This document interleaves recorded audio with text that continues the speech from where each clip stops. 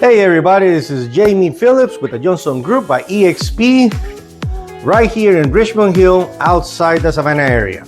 And if you are not in the market to buy or sell a home, you may keep scrolling because this video is not for you. But for those of you that are, today we're gonna talk about earnest money, okay?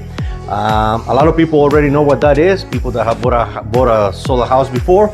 But for those of you that are new in the market and thinking about buying a home, this is probably new to you. There are certain costs associated with buying a home. You have, in some cases, you might have to pay closing costs, and depending what type of loan product you're using to buy your house, you might have to pay a percentage or down payment that we all know about, okay? So earnest money, in this case, is something a little bit different. Earnest money is an upfront payment that goes towards the home eventual sales price, and it also shows the seller that the buyer means to purchase the home, okay? So basically, in layman's terms, what we're talking about here is it shows that the buyer has skin on the game. Simple, right? So now, as a buyer, most people would like to put the least amount possible to do that, right? Because in case something goes bad, you might end up losing that money. And I'm gonna explain why. When you first put a contract in, right, part of the things that you have in there is something that is called the due diligence period. Usually, industry standard might be from 10 to 14 days, okay? And thus, the amount of time that you have to conduct inspections on the house, ensure that you really want the house and that the house is exactly what you want.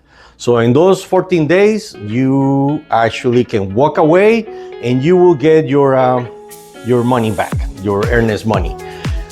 Otherwise, then once you pass those 14 days, then if something extreme happens that you need to back out of the deal, this is basically becomes payment to the seller for the troubles that he's gonna have that come with losing the sale of the house. For example, he might have to he might lose like the house that he's gonna move into, or might have to rent a new house because now he moved out of his own house and now he doesn't have nowhere to live.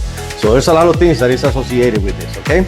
So when you put in an offer, you gotta make sure that you mean business. When you do the contract, you usually, it's like between 3 to 5 days after the contract is being binded, meaning that the seller accepted, that's when you have to send the money to the seller. In some cases, the lawyer, you can do it through the lawyer, or some cases, the brokerage for the seller will keep that money, okay? But it's important to know this because a lot of people, when they're writing contracts, they don't think about this. And it is a great incentive for your offer to get accepted too, because there's a lot of people that will put, and they do it to defend their buyer per se, that let's put just $1,000 for earnest money on a house, right?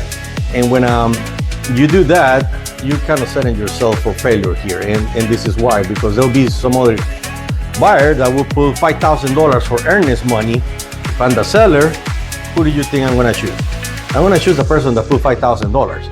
And remember, the only way the seller gets to keep that money is if you default on the contract. That's the only time that you're gonna lose that money, okay? There's other situations that you might be able to get it back, but not worth it. It's gonna be difficult, okay? So you gotta keep that in mind, okay? Now, that money goes to the price of the home, like I said earlier. So the house, for the purpose of this example, is only $200,000. When you go to closing and everything is, the lawyer's putting everything together to what money goes to who and what goes to what, that money will go towards the price of the home. So instead of paying your loan $200,000, now you're gonna be paying $195,000. It gets applied to that money, okay? So if you have any questions, please write them in the comment section. I'll be more than happy to answer that. And please subscribe, because I can always use subscribers. And with all that said, you'll have a great day and God bless you all. Bye.